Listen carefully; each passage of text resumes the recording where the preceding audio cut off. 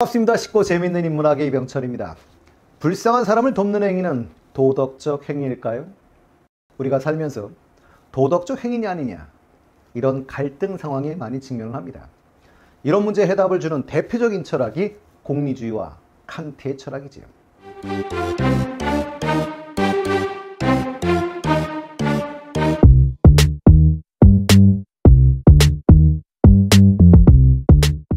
프랑스 혁명을 중심으로 칸트의 윤리학서, 도덕 형이상학 정초가 1785년에 실存비판이 1788년, 그러니까 프랑스 혁명 직전에 나왔고, 공리주의자 제러미 벤덤의 도덕과 입법의 원리 서설은 1789년, 시민혁명이 터지던 해에 나왔습니다. 그러니 칸트의 책이 나오고 벤덤의 책이 바로 나오게 됐던 것이죠. 물론 나이는 칸트가 대략 20세 이상 많습니다. 그러나 칸트는 벤덤의 공리주의를 격렬하게 비판했고, 벤덤의 후계자라 할 수 있는 밀은 칸트가 돌아가시고 2년 있다 태어나는데 칸트를 격렬히 비판했습니다. 칸트는 그 행위가 가져오는 결과와 상관없이 행위를 유발하는 동기를 강조합니다. 인간이면 당연히 해야 하는 행위, 보편적 도덕 법칙이 있다고 보았기 때문이었지요. 칸트가 동기를 중시 여기고 결과를 고려하지 않는 이유는 행위의 결과는 행위자의 의지와 무관하게 다양한 변수에 의해 좌우될 수 있으므로 도덕성의 척도가 될 수 없다라고 보았기 때문입니다. 그래서 기억나십니까? 학창시절의 교육과정에서 아마 이런 사례를 들어보신 분들이 꽤 있을 겁니다. 아버지가 독립군인데 태극기를 나눠주다가 일본군 순사에게 쫓겨 집으로 도망을 왔습니다. 제가 그 아들인데요. 자, 일본군 순사가 아들에게 묻습니다. 아버지 들어오셨지? 어디 계시냐? 제가 칸트면 어떻게 해야 될까요? 저기요. 자, 아버지를 손가락으로 가리킵니다. 여러분은 어떤 느낌을 학창시절에 받으셨습니까? 황당하죠? 그게 도덕적이요? 우린 손가락으로 아버지를 가리키면 아버지가 죽는다고 생각하기 때문인 것이지요. 그건 A라는 행위가 B라는 필연의 결과를 가져온다고 생각하기 때문일 겁니다. 예를 들어 손가락으로 아버지를 가리키는 행위가 아버지의 죽음을 필연적으로 가져온다고 생각하시기 때문에 이게 이해가 안 되시는 거겠지요. 근데 칸트는 A라는 행위와 B라는 이 행위의 결과 간의 필연의 인과성이 존재하지 않는다는 겁니다. 그걸 이해하기 쉽도록 제 생각으로 한번 설명해 보도록 하겠습니다. 자, 일본군 수사가 쫓아옵니다. 자, 저한테 묻죠. 아들이 저한테 묻습니다. 아버지 들어오셨지? 어디 계시냐? 저기요. 만약 여러분들이 일본군 순사라면 이런 생각을 했다면 어떨까요? 너 아들 맞니? 네! 야, 집에 없다. 아들이 그걸 가리켰다고 생각을 안 할 테니까요. 그래서 아마도 뒷문으로 도주시키고 시간을 벌고 있다고 생각을 할 수도 있겠죠. 그래서 일본군 순사들이 뒷문 쪽으로 쫓아서 살지 어떻게 하십니까? 결국 결과는 내 손에 달려있지 않기 때문에 결과를 고려할 필요가 없다는 게 칸트의 생각이었던 것이죠. 그러니 행위의 결과란 우리의 의지의 힘만으로 보장될 수 있는 것이 아니라 수많은 외적 변수와 우연적인 것에 의해서 좌우될 수 있으므로 도덕성의 척도가 될 수 없다는 것이 칸트의 생각이고요. 그러니 도덕적 선악의 판단은 오직 행위자가 책임질 수 있는 영역, 자신의 의지와 관련해서만 내려질 수 있기 때문에 선의지야말로 도덕적 선의 유일한 근거라고 칸트는 주장을 합니다. 칸트 이야기 중 자주 듣는 테마가 거짓말이지요. 칸트는 도덕 형이상학 정초에서 거짓말은 부도덕한 행위 으뜸으로 꼽았습니다. 칸트는 거짓말은 의무에 반하는 행위이기 때문에 당연히 그냥 비도덕적 행위입니다. 그러니 어떤 사회에서든 거짓말은 그 자체로 악인 것이죠. 그러나 공리주의는 그 자체로는 모른다는 겁니다. 그것이 가져오는 결과를 봐야 한다는 입장이 바로 공리주의죠. 거짓말, 선의의 거짓말로 많은 사람을 살렸다면 공리주의는 그걸 도덕적인 선이라고 이야기합니다. 물론 거짓말이 무조건 선이라는 뜻은 아니지요. 그러니 거짓말 또는 사기를 쳐서 많은 사람들에게 피해를 줬다면 그건 악이 된다는 거예요. 고로 공리주의는 선악은 무엇에 따라 결정되죠? 그럼 동기와 상관없이 결과에 의해서 결정됩니다. 공리주의는 행위를 유발하는 동기와 관계없이 행위의 결과로만 판단을 내리는 것이지요. 거짓말 얘기를 했더니 하나 여담인데요.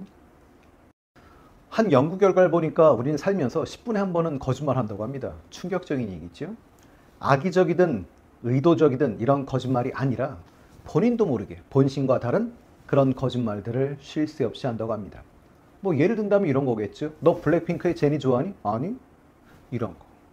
그리고 우리가 일주일에 한 번은 의도적인 거짓말을 한다고 합니다. 자, 그럼 이제 문제를 한번 만들어 볼까요? 행위의 도덕성과 그 행위의 동기 사이에 상관관계가 있다고 보았다. 자, 단어를 풀어보십시다. 행위의 도덕성, 어려우시면 그냥 행위가 도덕적인가 이 얘기인데요. 이게 행위의 동기와 상관관계, 상관, 서로 관련된이라는 뜻이죠. 그러니까 서로 관련돼 있는 관계니? 이렇게 물었습니다. 그러니까 행위의 도덕성과 그 행위의 동기 사이에 상관관계가 있는가라고 하면 칸트의 입장에서 예쓴 거죠. 그럼 똑같이 행위의 도덕성과 그 행위의 결과 사이에 상관관계가 있는 것은 공리주의 입장이 되는 겁니다. 자, 그러면 가장 이들의 차이를 이해하기 위해서 질문을 다시 한번 던져볼게요. 행위의 도덕성, 행위의 동기와 행위의 결과의 상관관계에 따라 결정되는가? 라고 하면 칸트도 공리주의도 아닙니다. 왜 아니죠? 그럼 우리가 머릿속에 남아야 되는 게 칸트는 결과를 고려하지 않고 모만, 동기만 보고요. 공리주의는 동기를 고려하지 않고 모만, 결과만 보기 때문에 행위의 동기와 행위의 결과의 상관관계엔 관심이 없습니다. 자, 그럼 다시 한번 이해해 보도록 할게요. 그럼 행위의 의도, 동기와 결과가 서로 일치하지 않는, 다시 행위의 의도, 그러니까 동기와 결과가 서로 일치하지 않는 행위라도 그 행위가 도덕적 행위가 될 수 있는가? 라고 물으면 두 분 다 예스가 되지. 계속 똑같은 말이에요. 칸트는 결과가 아니라 뭐만 보기 때문이고 동기만, 공리주의는 동기가 아니라 뭐만 보기 때문이고 결과만 보기 때문인 겁니다. 사실 공리주의는 여러분들이 이해하기가 그렇게 어려운 철학은 아닙니다. 공리주의는 우리가 쉽게 표현한다면 좋은 게 좋은 거야 뭐 이런 컨셉이지요. 그러니까 유용성이라는 말이 이득이 되면 좋다 뭐 이런 입장인 거죠. 그래서 공리주의는 좋다는 의미와 이롭다는 의미가 동의한 거죠. 그러니까 좋은 게, 이로운 게 좋은 거야 뭐 이런 식인 거죠. 물론 그러다 보니까 이런 특성은 나타날 수가 있겠죠. 시대에 따라 좋음의 의미가 좀씩 달라질 수 있을 겁니다. 그러니까 그 사회에서 중시여기는 가치에 따라서 유용하다는 개념이 좀 달라질 수는 있다는 문제는 나타날 수 있을 겁니다. 자, 그러니까 조금 더 깊이 한번 가볼까요? 칸트와 공리주의는 공통점은 없을까요? 그럼 있겠죠. 첫 번째, 두 분 다 관심은 어떤 사람, 행위자라기보단 행위입니다. 행위 자체에 관심을 갖고 있죠. 그러니까 두 분 다 어떤 행위를 해야 하는가에 대한 관심을 가지고 있는 거고요.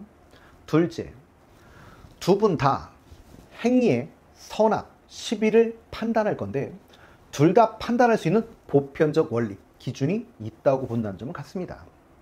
여기까지는 공통점이지만 문제는 그 보편적 원리로서 구체적으로 제시되는 원리는 다르다는 것이죠.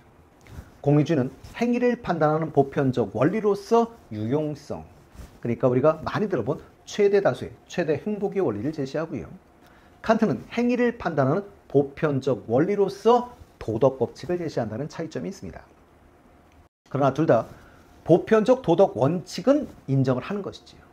그러나 칸트는 도덕 법칙, 선언적 원리로서의 도덕 법칙을 제시하지만 공리주의는 유용성, 경험적 원리로서의 유용성의 원리를 제시한다는 차이를 갖게 되는 것이죠. 자, 그리고 공리주의의 어떤 도덕적 판단, 뭐였었죠? 유용성입니다. 유용성인데 도덕적 행위인지 아닌지는 행복. 여러분들이 공리주의는 쾌락주의니까요. 그 행복은 곧 쾌락이지요. 그럼 행복이나 쾌락을 늘리는가 아닌가, 그게 득되는가 아닌가, 유용성에 기반을 두고 판단을 합니다. 그러니 결국 행위의 결과를 가지고 판단을 했던 것이지요. 그럼 공리주의는 우리 삶의 목적을 먼저 설정했죠. 우리 삶의 목적은 뭐죠? 행복입니다. 근데 쾌락주의니까 그 행복은 곧 뭐죠? 쾌락입니다. 그리고 그 목적에 부합하는 행위가 선한 행위라고 규정을 하지요. 그러니 행복이 목적이고 도덕은 그걸 실현하기 위한 수단이 되는 겁니다. 실제로 벤덤은 이렇게 말하죠. 도덕도 인간을 위해 있는 것이므로 인간의 목적인 행복에 기여할 때 가치가 있다라고 이야기를 합니다. 공리주의를 말을 할 땐 좀 어렵긴 하지만 사실 이해가 어렵진 않습니다. 근데 문제는 칸트가 항상 어렵지요. 칸트의 윤리학에서는 도덕 법칙이 먼저 설정이 됩니다.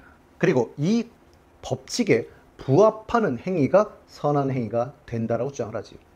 그러니 공리주의는 행복을 목적으로 삼고 도덕은 그 목적 실현에 기여하는지에 따라 선악을 판단했다면, 그러니까 결국 도덕이 행복을 위한 수단이 되었다면, 칸트는 도덕을 목적으로 삼고 행위가 도덕 법칙에 일치하는지를 가지고 선악을 판단하니 도덕은 다른 것의 수단이 아닌 그 자체로 목적인 겁니다. 그러나 칸트도 인간이 행복을 지향하는 자연적 경향성을 가졌음을 부인하지는 않습니다. 이렇게 말하면 어려우시겠지만 쉽게 표현하면 사람 누구나 행복해지고 싶어해. 이걸 솔직히 부정할 수는 없지요. 인간은 누구나 행복해지고 싶어한다 인정합니다. 다만 칸트는 행복과 도덕을 구별하고 있는 것이지요.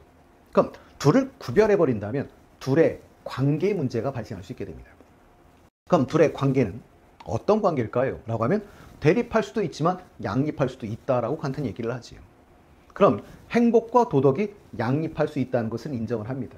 그럼 그게 양립한다는 건 함께 추구될 수 있다는 뜻인 거지. 그럼 양립할 때는 둘 다 추구하셔도 됩니다. 실제로 칸트는 이렇게도 얘기하죠. 사람들은 행복할수록 도덕을 행하기가 쉬워지고 불행하면 도덕을 행하기가 어려워진다 라고도 이야기하고요. 뿐만 아니라 도덕적 행위를 통해 행복을 느낄 수도 있다라고 보았습니다. 사실 이런 건 경험이 없으시면 안 됩니다. 착한 짓 하고 났더니 기분이 뿌듯해지는 이런 거로 생각하시면 큰 문제는 없을 것 같습니다. 그러나 문제가 될 때는 행복과 도덕이 충돌, 대립할 때인데요. 대립한다는 건 두 가지를 동시에 추구할 수가 없는 상황인 것이죠. 이 순간엔 도덕이 무조건 우선하셔야 된다라고 생각하시면 됩니다. 둘 중에 하나밖에 선택할 수 없는 상황에서는 그 선택이 행복이 아니라 반드시 도덕이어야 한다는 것이죠. 자, 오늘은 칸트와 공리주의를 비교해 봤는데요.